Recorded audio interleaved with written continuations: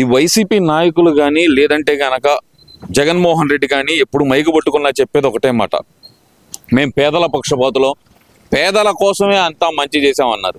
ఇప్పుడు చూస్తుంటే స్కూల్ బ్యాగుల దగ్గర నుంచి పేదల చిక్కీల దాకా, ఆ చిక్కీలు కూడా తీసేస్తే కనుక పేదలు తాగే పెగ్గు దాకా మొత్తం స్కాములు బయటపడుతున్నాయి. ఎలా చూడాలంటారు అసలు ఈ స్కాములు అన్నింటినీ? రాజకీయంలో చెప్పే మాటలే, చేసేది ఒకటి చెప్పేది ఒకటి. చెప్పేది ఏంటంటే మీరు ఇందాక అన్నమాట, చెప్పేది చేసేది వచ్చి ఇవి. తప్పు జరిగినా ఒప్పు జరిగినా ఈ రోజు కాకపోయినా రేపైనా బయటపడేది ఏంటంటే తప్పు చేసిన ప్రతి వ్యక్తి మొహం నలుపే. నలుపున్నాడని చెప్పి తప్పు చేశాడని కాదు, అతని తప్పులు ఆ రోజు దాచిపెట్టుకోగలుగుతాడు. కానీ ఈరోజు దగ్గర 5 సంవత్సరాలు గవర్నమెంట్ నీ చేతిలో ఉన్నప్పుడు వివేకానంద రెడ్డి హత్య జరిగింది, మొత్తం అరచేతిలో గుప్పెట్లో పెట్టారు. ఆ హత్య కనుక బట్టబయలు అయితే కొందరి జీవితాలు రాజకీయ సన్యాసం కాదు, వాళ్ళంతటా వాళ్ళు సూసైడ్ చేసుకుంటారు. ఎందుకంటే అంత నిగూఢమైన విషయం ఉంది దాంట్లో. కాబట్టే దాన్ని ఇప్పటికి కూడా అరే ఎక్కడన్నా మనం విన్నామంటే ఒక సిబిఐ అధికారి రామ్ సింగ్ మీదే కేసులు పెట్టి మాకు ఏ విధంగా అడుగుతున్నారు, డబ్బులు అడుగుతున్నారు, బెదిరిస్తున్నారు, అయ్యి చేస్తున్నారు అని చెప్పి ఎవరైనా పెడతారా? ఎవరైనా సిబిఐ ఎంక్వైరీకి వచ్చింది అంటే ఒళ్ళు చేతులు కళ్ళు ఒడుగుతాయి. ఏం చెప్పాలో, ఏం తప్పు మాట్లాడో, ఏం పట్టుకుంటారో, వాళ్ళు ఏదేదో అడుగుతుంటారో అన్నీ ఉంటాయి. అటువంటి వ్యక్తిని కూడా బెదిరించి ఎదురు కేసులు పెట్టింది, సార్ ఈ కేసుల నుంచి నేను పక్కకి వెళ్తాను సార్ అని చెప్పి మేజిస్ట్రేట్ ముందు వెళ్ళి పక్కకు వెళ్ళిపోయిన వ్యక్తి. మరి ఎంత ధైర్యవంతులైతే అంత బరిదిగింపు చేస్తారు. సిబిఐ అధికారులు కనీసం నిందితుడి దగ్గరికి కూడా రానివ్వలేదు. ఎందుకు రానివ్వలేదు అంటే దానికి తగ్గ ఏర్పాట్లు చేసుకున్నారు. సిబిఐ కాదు కదా, ఎవ్వరు మమ్మల్ని ఏమి చేయలేరనే కాన్ఫిడెన్స్. కాకపోతే భగవంతుడికి కూడా తెలుసు, పాపం ఏదైనా పండాలి, అది పండింది. 151 సీట్లు ఇచ్చిన ఇదే రాష్ట్ర ప్రజలు మీకు అసెంబ్లీలో ప్రతిపక్ష హోదా కూడా పనికి రాకుండా 11 సీట్లకు పరిమితం చేశారంటే మీలో కనీసం మీరు చేసిన తప్పులు పశ్చాత్తాపడటం కావాలి. కనీసం మీలో అది కూడా లేదు. మీరు ఏదో నోటికి వచ్చి లేవంగానే నిద్రలేవంగానే ఏదో చెప్పే మాట ఏదో చెప్పినట్టుగా రేపు నెల నుంచి కార్యకర్తలతోనే 3 రోజులు బుధ గురు సుఖ 3 రోజులు కార్యకర్తలతోనే పల్లె నిద్ర చేస్తా, ఆ నిద్ర చేస్తా, ఈ నిద్ర చేస్తాను. దాంట్లో ఒక్క మాట ఇలా పెట్టుకుంది లేదు. సంక్రాంతి తర్వాత అన్నారు, సంక్రాంతి పోయి ఉగాది వచ్చింది, రేపు ఉగాది. ఇప్పుడు ఉగాది మీద విజయదశమి కనండి. ఇందులో ఆత్మ ప్రక్షాళన అంటూ ఏమీ లేదబ్బా. ఇందులో నేను చేసిన తప్పుని నేనే సరిదిద్దాలి, నా పార్టీ నేనే నిలబెట్టుకోవాలని అనేది ఏమీ లేదు. ఇప్పుడు ఆల్రెడీ అందరూ జారిపోతున్నారు. రేపు ఈ కేసు విషయం కనుక బట్టబయలు అయ్యిందా కొంతమంది రాజకీయ జీవితం సర్వనాశనం అయిపోయింది. ఎలా అవుతుందంటారు? వరుస పెట్టి బెయిల్ పొందుతున్నారుగా. బెయిల్ పొందలేని ఒక్కొక్కళ్ళ మీద జరుగుతున్న ఛార్జ్ షీట్లో ఉన్న ఎఫ్ఐఆర్లు చూస్తుంటే పిచ్చెక్కుతుంది పోలీసులకి. మేమా ఇవన్నీ ఆపింది ఆ రోజు? ఇంత జరుగుతున్నా మేము నోరెత్తకుండా వాడు కట్టుబడి వాడు చెప్పిన మాట వింటున్నామే అని ఇంత ఘోరాలు చేస్తారా వీళ్ళని? ఆ పోలీసులే, ఇప్పుడున్న రాష్ట్ర ప్రభుత్వంలో ఉన్న పోలీసులే, అప్పుడు రాష్ట్ర ప్రభుత్వంలో ఆ రాష్ట్ర ప్రభుత్వంలో ఉన్న పోలీసులే మారలా. కాకపోతే మనిషిలో ఉన్న క్రిమినాలిటీ మారింది. నాకు ఇక్కడ అర్థం కావట్లేదు. ఇందాక మీరు ఒక్క మాట అన్నారు, వివేకానంద రెడ్డి గారి హత్య కేసులో సిబిఐ వాళ్ళకి నోటీస్ ఇవ్వకుండా చేశారు అనే మాట అయితే గట్టిగా చెప్పారు కదా. మరి ఇప్పుడు పెట్టింది ఆఫ్టర్ ఆల్ ఏసీబీ కేసులు అండి. ఏసీబీ వాళ్ళు అసలు వాళ్ళ దగ్గర రానివ్వగలుగుతారంటారా? మీరు గమనించే ఉంటారు, గత ప్రభుత్వం తలుపులు పగలగొట్టి గోడలు దూకి అర్ధరాత్రి నిద్ర లేకపోతే కొట్టి మరీ తీసుకెళ్లారు.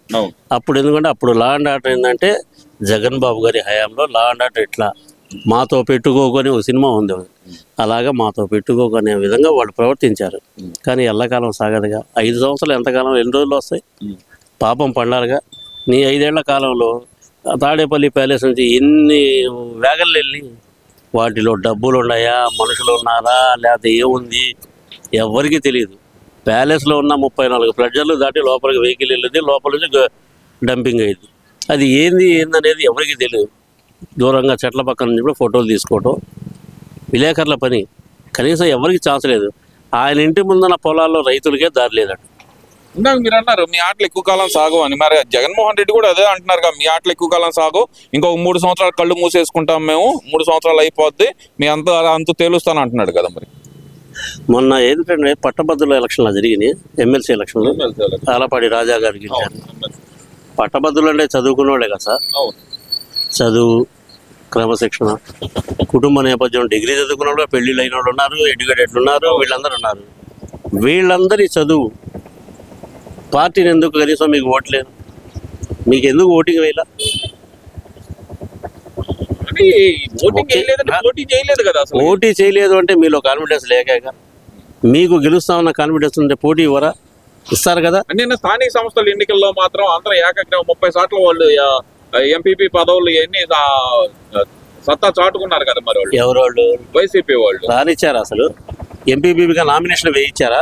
అంటే ఏళ్ల కాడి గడిచిన 5 ఏళ్ళు ఎవరి నామినేషన్ పత్రాలు లాక్కోవటం, వాడిని పట్టణం తరిమేయటం, లేదా కిడ్నాప్ చేయటం, ఇవే జరిగినాయి.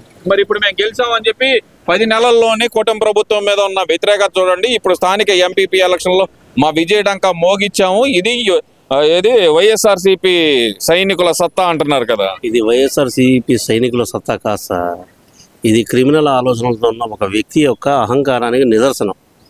అంతే తప్పనిచ్చి ఇది కార్యకర్తలు పబ్లిక్లో లేదండి. మీకు పబ్లిక్లో మీకుంటే 11 సీట్లు ఎట్లా ఇస్తారండి? ఇప్పుడు నన్ను ఒక్కడిని ప్రభావితం చేస్తారు, ప్రజలను అందరినీ ప్రభావితం చేయలేరుగా. రిగ్గింగ్ ఇంతకుముందు ఏంటంటే బ్యాలెట్ పద్ధతుల్లో చేసేవాడు. బ్యాలెట్ బూతులు ఆక్రమణ చేసుకొని ఎవరి స్టాంప్ మీద వాడు కొట్టుకొని వేసుకునేవాడు. ఈవీఎం ఉంది, ఈవీఎంలో ఎవడైనా వాడి ఓటు వాడు ఒక్కటే వేయగలుగుతాడు. పోయి మా పార్టీకి అభ్యర్థి నిలబడ్డాడు 4-5 ఓట్లు వేయలేడుగా. అక్కడ బీఫ్ అనే శబ్దం, అతనికి రిసిప్ట్ వచ్చింది, తను ఓటు ఎవరికి వేసిందో తెలిసిద్ది. ఇక అలాంటప్పుడు ఇందులో ప్రజలు లేకుండా ఓట్లు, ఇదేదో వచ్చేసి వన్ వే జరిగింది, ఇదేదో దొంగతనంగా జరిగింది, ఈ ఓట్లని మొత్తం రగ్గింగ్ జరిగింది, ఇన్ని మాటలు మాట్లాడుతున్నారు. మీకు తెలియదు ఇంకోటి ఏమైనా ఉందా? మొన్న చిత్తూరు జిల్లాలో కాశీనాయన క్షేత్రం ఒకటి ఉంది. నీకు హిందువుల మీద అమితమైన ప్రేమ భక్తి ఉండయే అనుకో, ఆ కాశీనాయన క్షేత్రం పడగొట్టొద్దు అని చెప్పి కేంద్రానికి నేను లేఖ రాసేన ఆగింది అన్నారు. అది జరిగిన అరగంట లోపు కాశీనాయన క్షేత్రం అటవీ శాఖ అధికారులు పడగొట్టిన తర్వాత 10 నిమిషాల్లో నారా లోకేష్ గారు వెంటనే నా సొంత ఖర్చుతో కాశీనాయన క్షేత్రాన్ని తిరిగి కట్టిస్తాను, ఇది జరిగింది పొరపాటు అని ఆయన వివరణ ఇచ్చారు. ఇదంతా ఒక్క విషయం అండి, మేమే అంతా చేసామని చెప్పి జగన్మోహన్ రెడ్డి చెబుతున్నాడు. మరి అదే కాశీనాయన క్షేత్రానికి జగన్మోహన్ రెడ్డి గారి తండ్రి అయిన రాజశేఖర్ రెడ్డి కానీ, ఈ జగన్మోహన్ రెడ్డి కానీ ఒక ఆర్టీసీ బస్సు ఎందుకు వేయలేకపోయారంటారు? ఆర్టీసీ బస్సు కాస్త సరిగ్గా నిర్వహణే లేదు. అక్కడ మహత్యం ఉంది, పూజారులు ఉన్నారు, కానీ నిర్వహణ లోపం. పూజారి అనేది ఏంది? ఎవరైనా వచ్చి దక్షిణ వేస్తే 10 రూపాయలు వేస్తే దాన్ని తీసుకొని దానిలో ఒక 5 రూపాయలు తిని ఒక 5 రూపాయలు స్వామివారికి పూలు పళ్ళు ఏదో తీసుకొస్తారు. ఈరోజు గవర్నమెంట్ కూటమి ప్రభుత్వం వచ్చినాక మౌజన్లకి ఇమాములకి, మౌజన్కి 5,000, ఇమాముకు 10,000. ఏది రంజాన్ పండగ తోఫా కాదు ఇది, వాళ్ళ బాధ్యత. మసీదు నిర్వహిస్తున్న వారికి ప్రతి మౌజన్ ఇమాములకి ఇస్తున్నారు. పాస్టర్లకు మన డబ్బులు గవర్నమెంట్ ఇచ్చారు. పూజారులకి 15,000, 20,000 రూపాయలు ఇస్తున్నారు. ప్రతి నిర్వహణ చేస్తున్నారు. మీరు చేసిన 5 సంవత్సరాల నిర్వహణలో 200 దేవాలయాల మీద దాడులు జరిగినాయి. మరి హిందువుల మీద మీకున్న ప్రేమ ఏ పార్టీది? ఒక్క దేవాలయం మీద సిట్ వేశారా? ఒక్క దేవాలయం మీద ఎంక్వైరీ చేసి కేసు నిర్ధారించారా? పిచ్చోళ్ళు వచ్చి దాడులు చేశారంటలేండి. చూడండి, పిచ్చాకులు తిని బతుకుతున్నారా, అన్నం నీళ్ళు తిని బతుకుతున్నారు? పిచ్చాకులేంది? తప్పు చేసింది మీరు ఒక నిర్ణయం తీసుకున్నారు. మీరు బాప్టిజం తీసుకున్నారు, రెడ్డి గారైనా మీరు బాప్టిజం తీసుకున్నారు, ప్రభువుని పూజిస్తున్నారు, పూజించండి, తప్పులేదు. ఆ ప్రభు ఆశీస్సులు అందరికీ కావాలి, నాకు కావాలి, మీకు కావాలి, అందరికీ. దాంట్లో ఏముంది? మానవత్వం ఉంది, మానవత్వమే ఉంది. యేసు ప్రభు దీవెనలో ఉన్నది మానవత్వమే. ఆ మానవత్వాన్ని మీరు ఏం చేశారు? క్రూరత్వంగా మార్చుకున్నారు. మీ ప్రత్యర్థుల మీద దాడులు చేయటం, మీకు నచ్చని వారిని కేసుల్లో పెట్టి ఇరిగటం, ఎవరో కార్యకర్త దగ్గర ఒక కేసు పెట్టడం, అర్ధాది గోడ పగలగొట్టేసి గోడ తలుపుల పగలు లోపలికి వెళ్ళటం, ఇవి దౌర్జన్యాలు చేశారు. సరే, ఈ కళ్ళు మూసుకునే కాన్సెప్ట్ ఏందంటారు అసలు? ఏంటది కళ్ళు? 3 సంవత్సరాలు కళ్ళు మూసుకునే కాన్సెప్ట్ ఏందంటారు? 3 సంవత్సరాలు కాదు, 30 ఏళ్ళు కళ్ళు మూసుకోవాలి. 3 సంవత్సరాలే కాదు, 30 సంవత్సరాలకు కూడా ఆయన మళ్ళా రాష్ట్రానికి అధిపతి కాలేడు. ఎందుకంటే ప్రజలు చాలా ఇబ్బందులు పడ్డారు. ఒక ఇబ్బంది కాదు, 2 ఇబ్బందులు కాదు, ఎన్ని బాధలు పడ్డారు అంటే, అరే మందు బ్యాన్ చేస్తున్నాం అని చెప్పి తెలియజేస్తే తాగేవాడికి ఎంత ఆత్రం ఉంటుందండి. అదే మందు నువ్వు వచ్చేసేసి చీప్ లిక్కర్లు తీసుకొచ్చి పెట్టేసేసి ఒక్కోటి 200, 250, 300 అమ్మి ఎంత డబ్బు పోగేసావు? ప్రజల మాన ప్రాణాలు నువ్వు ఎంత? ఒక గవర్నమెంట్ అంటే ఏంటంటే, గవర్నమెంట్ అంటే ఏంటి? ప్రజల కోసం ప్రజలు ఎన్నుకొని మాకు మీరు మంచి చేయండి, ఒక వ్యాపారస్తుడు ₹1,00,000 పెట్టుబడి పెట్టి ఒక షాపు నిర్వహిస్తా తన దగ్గర పనిచేసే 4 వర్కర్లని జీతాలు ఇచ్చి వాళ్ళకి మంచి చెడులు చూసి వ్యాపారాన్ని వాళ్ళలో కూడా భాగస్వామ్యం చేసి మా షాపు మేము జాగ్రత్త తీసుకుంటే మాకు బతుకు తెరువు అన్నది చూస్తాడు. అది ఒక రాష్ట్రాన్ని యూనిట్గా తీసుకున్న ముఖ్యమంత్రి ఏం చేయాలంటే ప్రజల కష్ట నష్టాలు తీర్చాలి, ప్రజలకు ఇబ్బందులు లేకుండా చూడాలి, ప్రతి కులాన్ని గౌరవించాలి, పరమతాన్ని అభిమానించాలి, మన మతాన్ని గౌరవించాలి, పరమతాన్ని గౌరవించాలి. అదేగా చేయాల్సింది. ఇక్కడ ఏం చేశారు చెప్పండి? ఏం చేశారు? ఏమీ చేయలే. ప్రతి మతాన్ని విడదీశారు, విభజించు పాలించినట్టు చేశారు. ఇది ఎంతవరకు సబబు? రాష్ట్రం కాదా ఇది? దేశంలో భాగం కాదా ఇది? ఇక్కడ విభిన్న జాతులు ఉన్నాయి, అందరూ బతుకుతున్నారు. ప్రతి ఓడికి ఇది తోడ్పాటు గవర్నమెంట్కి. ఇప్పుడు రెవెన్యూ ఆదాయం ఏంది? నేను నా ఇల్లు రిజిస్టర్ చేసుకుంటే గవర్నమెంట్కి కట్టాలి. మున్సిపాలిటీలో నేను ఇల్లు కట్టుకోవాలంటే ప్లాన్ అప్రూవల్కి ₹1,00,000 డిపాజిట్ కట్టాలి. నేను వాడే పెట్రోల్ మీద నీకు సెస్ వచ్చింది, నేను వాడే చిల్లర సరుకు మీద GST వచ్చింది, నేను కొనే ప్రతి వస్తువు మీద పావలా నేను గవర్నమెంట్కి అందజేస్తున్నా. అంటే గవర్నమెంట్ కాదు, ప్రజలది గవర్నమెంట్. ప్రజలను ఎన్నుకున్న నాయకుడు తన కర్తవ్యాన్ని తన సక్రమంగా నిర్వహించిన రోజు ప్రతి ప్రజలు కూడా అదే నాయకత్వం కావాలని కోరుకుంటారు. 14 సంవత్సరాలు చంద్రబాబు నాయుడు గారిని అభిమానించిన ప్రజలు కొత్తగా సమైక్యాంధ్ర అని చెప్పేసి 2 రాష్ట్రాలుగా విడిపోయిన తర్వాత అప్పుడు ఈ జగన్ బాబు పోటీ చేశారు. అప్పుడు జగన్ బాబుకు పోటీ చేసినా కానీ అతనికి మెజార్టీ ఇవ్వకుండా చంద్రబాబు నాయుడు గారిని అనుభవజ్ఞుడికి ఎందుకు ఇచ్చారు? ఏమీ లేని రాష్ట్రం డివైడ్ అయింది. 10 ఏళ్ళు వర్తింపు. హైదరాబాదు 10 ఏళ్ళు ఈ సమైక్యాంధ్రకి వర్తింపు చేసింది. 10 ఏళ్ల వర్తింపులో ఎంప్లాయీస్ అక్కడ ఉద్యోగులు చేస్తున్నారు, జీతాలుగా ఆంధ్రాలో తీసుకుంటున్నారు. అది ఎట్లా అభివృద్ధి అయింది?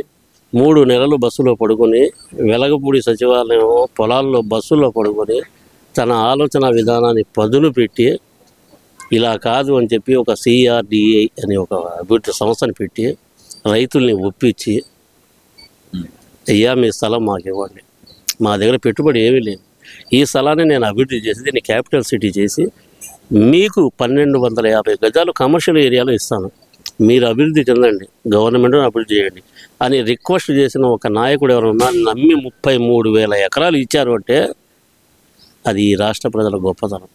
ఇచ్చిన వాళ్ళని 5 సంవత్సరాలు పిల్ల జల్ల ఆడ మనిషి పెద్ద మనిషి ముతగా ప్రతి ఒక్కరు కూడా రోడ్ల మీద ఇళ్లల్లో ఉండకుండా రోడ్ల మీద వచ్చి కూర్చొని అయ్యా మా భూములు ఏంటంటే రాజధాని 3 ముక్కలాట చేశావు. ఇదే అభివృద్ధి. ఇదేనండి అభివృద్ధి. 3 ముక్కలాటకి నువ్వు కారు వేసుకొని వస్తుంటే పరదాలు కొట్టి 1000 మంది పోలీసుల్ని ఏ ఒక్క ఉద్యమగారుడు రాకూడదని చెప్పేసి అటు ఇచ్చారు. గుడికి వెళ్ళి పూజలు చేసుకుంటాం మేము, కనకదుర్గమ్మ గుడికి వెళ్ళి అనే పాదయాత్రతో వెళ్తుంటే వాళ్ళ మీద దౌర్జన్యాలు, వాళ్ళ మీద దాడులు, పొలాల్లో పడి ఆడవాళ్ళు ఆ విధంగా పరిగెత్తుంటే ఇవన్నీ చూసిన రాష్ట్ర ప్రజలు ఏంది ఏదో పిచ్చోళ్ళు అనుకుంటారు. ఏంది పిచ్చోళ్ళని ఆయన పిచ్చాకులు అవుతున్నాయి. మేము కూడా అందరిలాగా అన్నం భోజనం టీలు కాఫీలు అన్నీ తింటున్నాం. ఇన్ని బాధలు నువ్వు ఉన్న అమరావతి రాజధానిలోనే నువ్వు విధంగా చేసావు. ఇక రాష్ట్రం మొత్తం నీకు అనుగుణంగా ఉన్న నాయకులు మొత్తం నీ కోటరీ మొత్తం ఎవరికి కావాల్సిన వాళ్ళు పంచుకున్నారు, వాట దుంచుకున్నారు, ఎవరికి వాడు ఫామ్ హౌస్లు. మొన్న కూటమి ప్రభుత్వం వచ్చినాక డ్రోన్ సమ్మిట్ అని ఒకటి పెట్టారు చంద్రబాబు నాయుడు. అదే డ్రోన్ ఈరోజు అతను మొదలుపెట్టింది అక్కడ. ఈరోజు రాష్ట్ర వ్యాప్తంగా ఎంతమందికి ఉపయోగపడుతుంది? అదే చంద్రబాబు నాయుడు గారు తయారు చేశారా డ్రోన్? ఏమన్నా అభివృద్ధికి మూల కారకుడు ఆయన. అటువంటి వ్యక్తిని ఎన్నుకోవటం ఈ రాష్ట్ర ప్రజల యొక్క గొప్ప నిర్ణయం.